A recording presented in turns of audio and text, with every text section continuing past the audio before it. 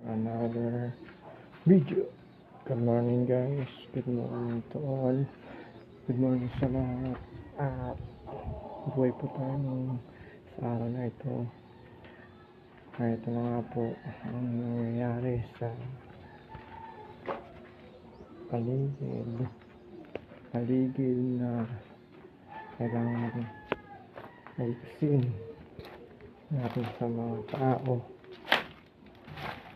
Nangyari po sa atin kapaligiran,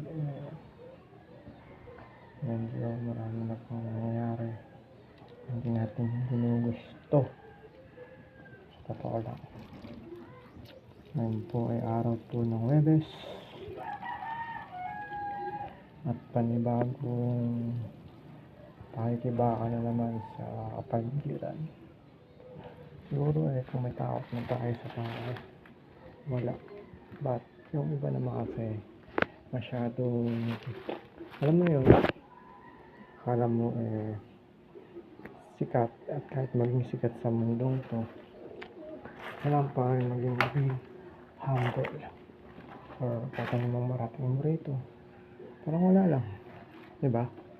Kasi hindi naman tayo ang nasa sa mundong to.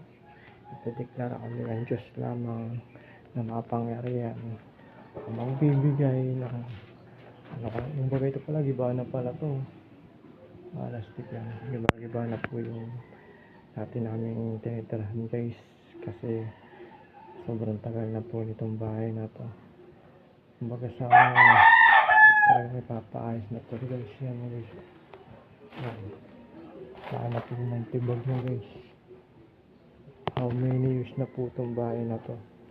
Siguro bata pa po ako, tinayo na po ito. O hindi pa po naisinisilan sa daigdig. Nakaplano na itong bahay na to dito.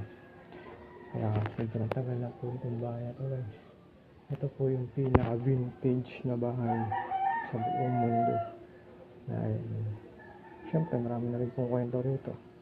Una sa lahat, kung lolo't lola ay wala na rin po sa mundo na dito sa daigdig. Kaya siyempre matagal na talaga itong mundo na to.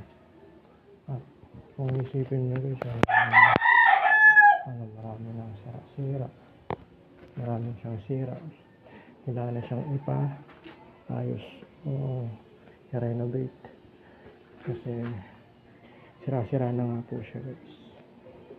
Kaya